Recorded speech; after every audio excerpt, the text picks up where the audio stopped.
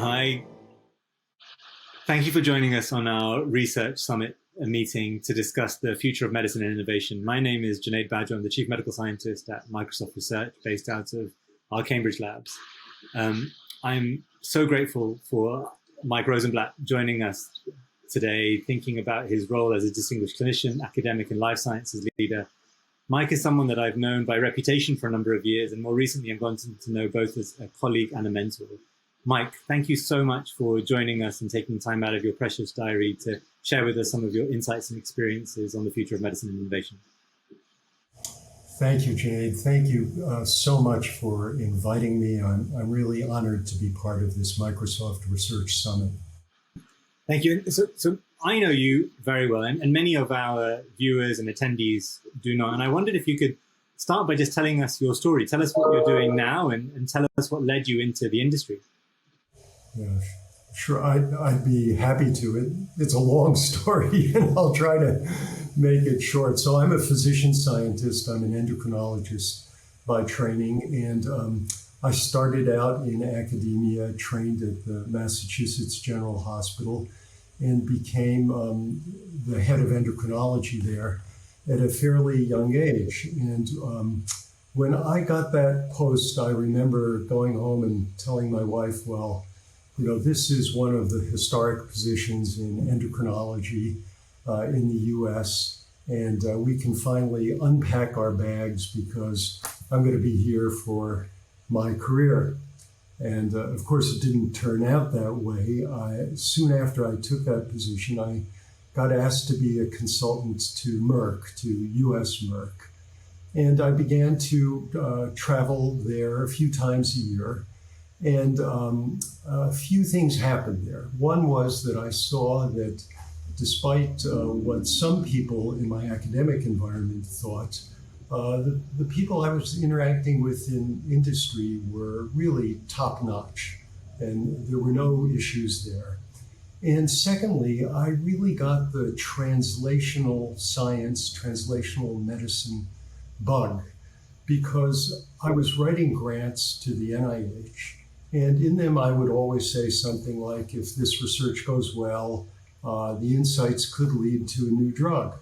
But the chances of that happening in the environment I was in, much as I loved it, were very slim. And then I could see that it was actually happening in the environment that I was consulting to. So about 3 years later, I got asked to join Merck and head about a third of Merck's research. It was a very challenging opportunity, and I decided that I was really serious about making new therapies. And there's another factor, Junaid, and that was very personal, which was that I didn't harbor prejudices against industry or the for-profit sector the way that many of my colleagues in academia did. My mom took over my dad's business when he passed away when I was a boy, and she stepped in and took it over, and she had just 2 young children at home and nobody else to talk to. And when she'd come home, she'd talk about the challenges and the interesting things she was facing in her industry.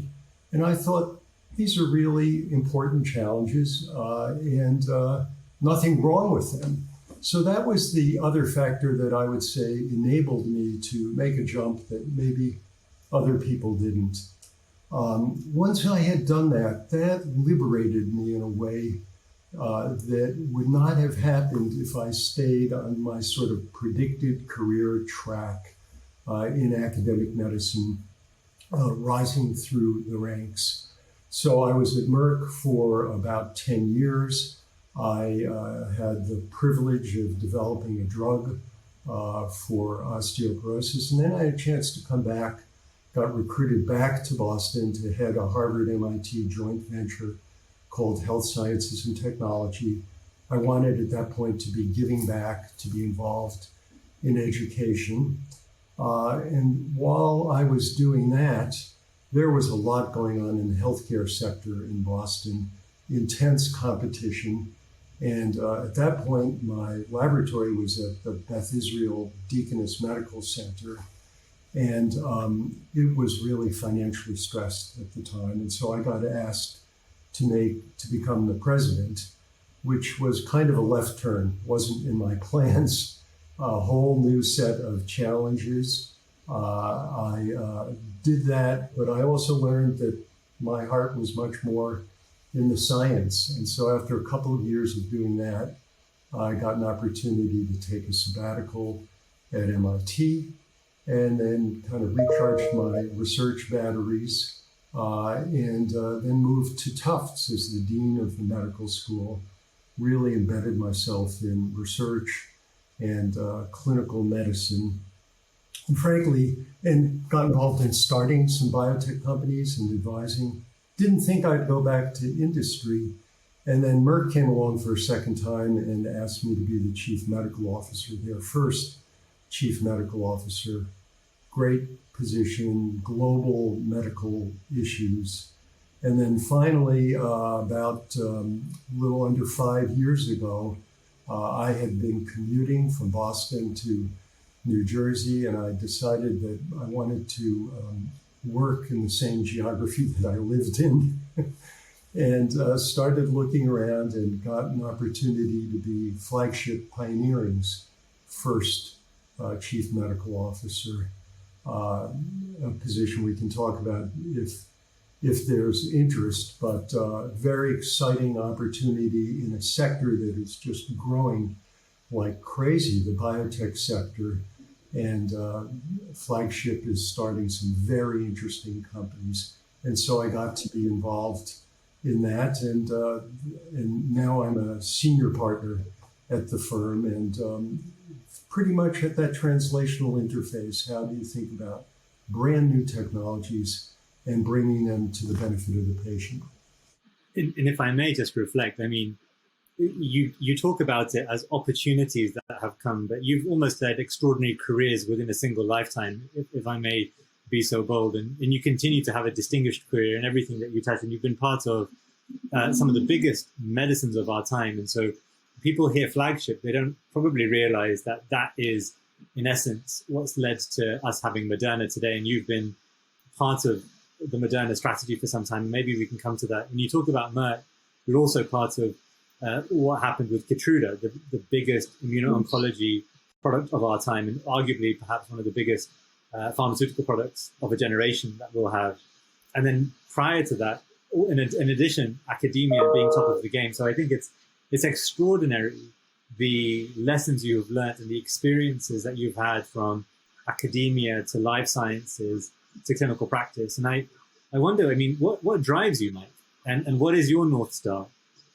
Well, thanks for all those nice comments. Some would say that I can't make up my mind, and some would say I can't hold a job as I go back and forth. My North Star, I would say, one you've heard about, what is kind of translation and translation at scale.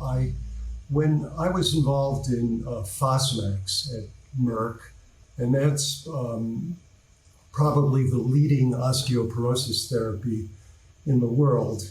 And it became very clear to me that I could do more good by helping to invent a new medicine in total than seeing one patient after another, which, by the way, I loved, but that's a much different scale and different process. So I really love taking science, which is so rich now, especially the sciences fundamental to medicine, and trying to bring them to the benefit of patients. The other thing is kind of doing the right thing and helping. So part of my cultural background has been that I'm from an immigrant family, and it's the opportunity that I've had has been so terrific that I've really wanted to give back. So I've been very focused on the ethics of medicine. You mentioned Keytruda at Merck. So I crafted the compassionate use policy that made it possible to get this wonderful cancer drug to about 6,000 patients before regulatory approval. And, we've probably about 2,000 people had their lives saved based on that. And then again, Moderna, as you mentioned, created by Flagship. So I worked with Moderna in multiple ways. I was on their vaccine acceleration committee and a consultant to the chief medical officer, but I also headed their vaccine ethics committee and brought that group together. And as you recall, in the beginning, when you're in very short supply, there were a lot of ethical issues about who would get the vaccine, who would get it first. So that's the other thing that drives me. So, Mike, you've been at the real spearhead of transforming disease pathways or condition pathways. So thinking about Fosamax and transforming the pathway for osteoporosis, Keytruda for cancer, and almost a new mechanism for vaccines with the mRNA. How do you see the future of medicine? And perhaps I could ask you maybe to tell us some of your thoughts on how do you think it's been catalyzed, if at all, by the pandemic? Right. Well, that's a small question. How much time do we have? Well, first of all, there's a big lesson that, just a big general lesson, which is the importance of invention, innovation. So every part of healthcare can benefit from innovation. But there's a subset which I call invention, which are the things that you can touch and feel. And they really have the ability to transform medicine and save lives. And of course, we've seen that in the pandemic. Imagine where we would be now if we didn't have vaccines. So huge impact. And we saw that earlier with the AIDS epidemic.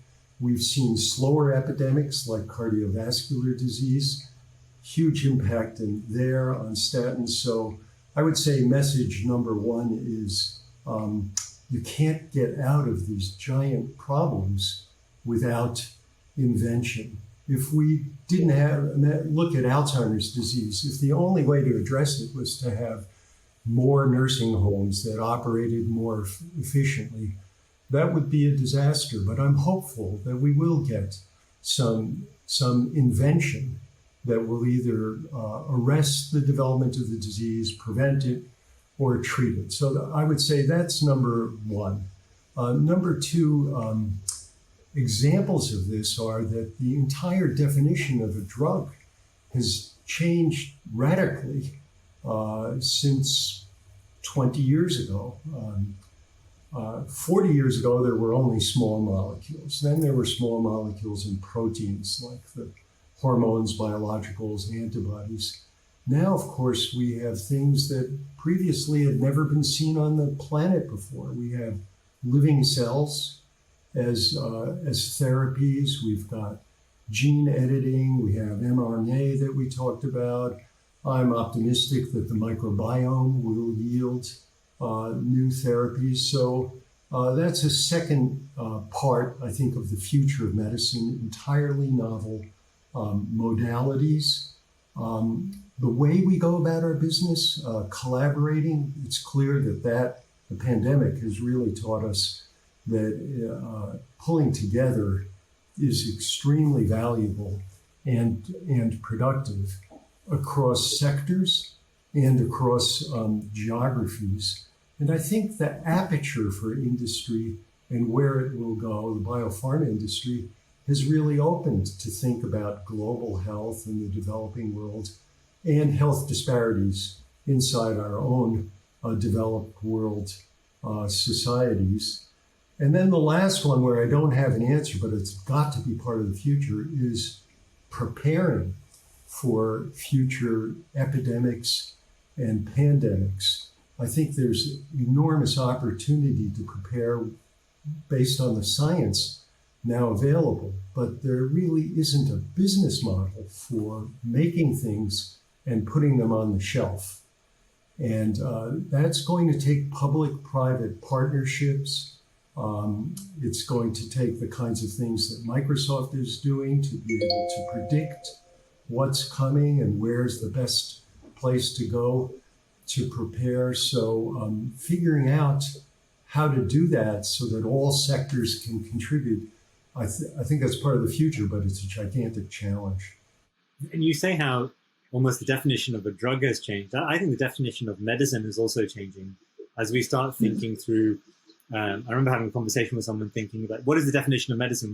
When I was at medical school, it was around how do I diagnose someone and give them a prescription to treat them. When I was at Merck for a while, medicine was the drug. It was all about the pill itself. And actually, I wonder whether medicine is the art of giving people hope, because we may not always be able to cure people, but we can give people hope. And what we have is this future emerging of precision therapeutics or precision diagnostics, powering a future of the practice of precision medicine. But precision medicine is a combination, I think, of everything that you've described, and hopefully leading to a much more personalized state as we have the emergence of more data around our genome, our biome, the economics around which we live, our social determinants of health, in addition to what's in clinical records about us. So this explosion of data probably has untapped potential around the opportunities for collaboration and the opportunities for improving health as well. Yeah, well, I really like what you said, and I've got two thoughts. One is that you are emphasizing the humanity of medicine. And I always remember when I was just starting out in training, I remember a patient came into the emergency room with severe asthma, having real trouble breathing. And so I knew which drugs I was going to give that patient and jump on it. And there was an older attending physician there. And he said, watch this. I'm going to get you 80% of the way there. And he went over and he just put his arm on the shoulder of the patient and said, you're having real trouble breathing, but you know what? We have the medicines for you, and you're going to be better in just a few minutes. And that patient settled, needed the medicines after all, but had the humanity of that moment had a huge impact. The precision medicine I'm with you. I think that's where medicine is really going. I think we're going to be dissecting some of these complex diseases that certainly are more than one disease, and we'll be picking off subpopulations and the best way to treat them as we start to develop drugs for those subpopulations. There are going to be business model challenges because the market is smaller, but the work it takes to make a drug for a smaller population is about the same as to make a drug for a bigger population. So it'll be interesting to see how that plays out. And maybe just to extend that then, where do you think the biggest opportunities are in the biopharma space over the next 10 years? So if you were to have Mike's crystal ball in front of you and make a Mike prediction, we won't hold you to this clearly.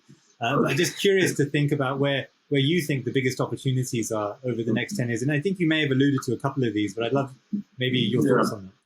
Well, I hope you'll invite me back in 10 years to see whether I was right. Anytime, your family. If I were starting out now, again, I think the opportunities in central nervous system diseases, the degenerative diseases, and mental health are enormous. And these are such huge unmet medical needs. And the science is on the cusp. It's right on the threshold. So I'm very optimistic about that. But I think that's where there's a great opportunity. And, I don't want to take for granted this precision medicine opportunity. We can approach patients, and you started this part of the conversation, in a very different way in the future. And that's going to have great impact. Hopefully it'll make medicines better. It'll make them safer. It'll eventually make them cheaper. And it's going to be much better for patients. I think some complex disease is really multifactorial, but some complex disease is just that there's one simple thing, but we haven't uncovered it. There's so many different simple things that can cause the disease. So I think we're going to have a way into that we never had. And it will, by the way, it pairs very nicely with this notion of therapeutic modalities that have never been on the planet before, because you can apply them to relatively small subpopulations in a way that you can't imagine doing across giant populations. Brilliant. And if I think about organizations like Microsoft or big tech companies in general, if you were to think about a piece of advice that you might want to give, so you've been deeply involved on the clinical side, deeply involved in the academic side, deeply involved in the life sciences side. I wonder what your thoughts would be for the big tech companies, some of them who have tried to engage in healthcare, and some of them have been more successful than others. But what would be your one piece of advice to organizations in the big tech side around how they could best support the life sciences industry or indeed the wider healthcare industry? Well, first of all, it would take great hubris on my part to give advice to Microsoft Research, but you've invited me to do so, so I will. And maybe if you'll indulge me in more than just one, just a few. The discipline that you're in, where you are contributing and can contribute tremendously in the future, is medical information technology and the use of that information. And I think there's a danger of having medical with a small m and IT with capital IT.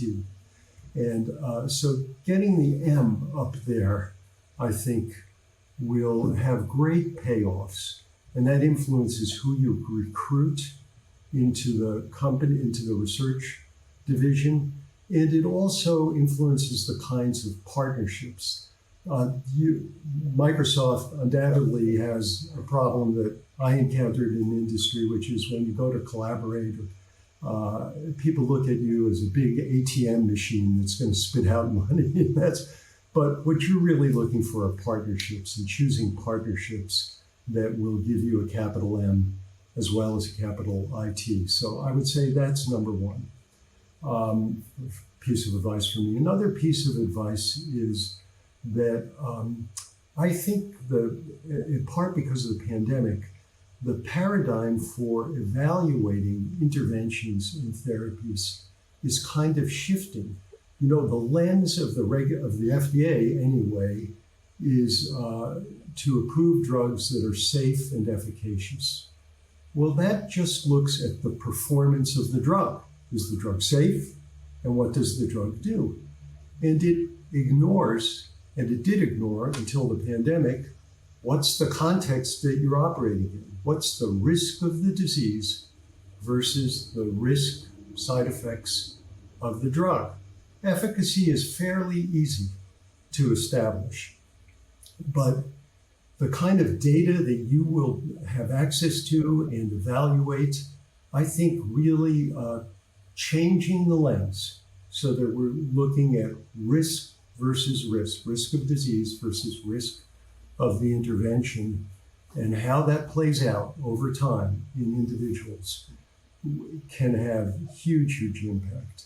And then the last thing I would say is, you know, people are very interested in looking at the natural history of disease using these very large clinical data sets.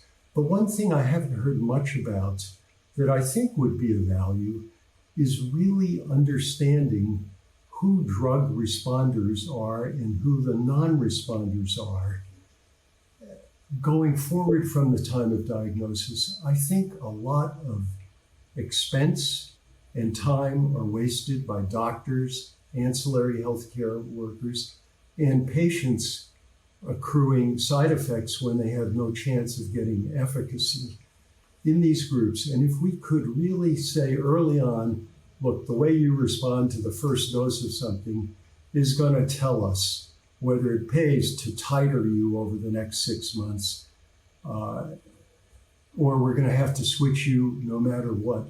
I think we could have a much better level of healthcare and a much safer, less expensive, if we could bring some of the tools and analytic methods that you have to bear on early predictions of who's going to respond and who's not going to respond.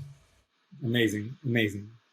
If I just try and pull some of what you've said together, I'm reminded of a quote from a book that's behind me. It was the book that I carried with me for my first year in my house job, so my first year of residency.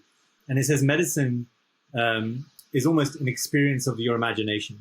So I think you can take it wherever you want to take it. And I think what you've described to us is, the career paths can be so different. You can go from clinical to academia to life sciences, and within life sciences and within the context of your work, be involved in some of the biggest launches and the biggest paradigm shifts in medicine that can occur. And the opportunity for companies such as Microsoft or the big techs is to begin to better understand the problems at hand, the humanity of what we're trying to do within healthcare, and then think about whether there's deep partnerships can intersect, leveraging the data at our disposal to fundamentally impact on life. So, Mike, I'm sincerely grateful for you taking the time out of your tremendously busy schedule to be with us and share your insights to this community. And I thank you, and I look forward to continuing our dialogues and continuing to learn from you in a variety of different mediums. Thank you again for your time. Well, Junaid, thank you so much for this opportunity, and I'm cheering for you and your colleagues. I think you're going to have great impact. Thank you, Mike.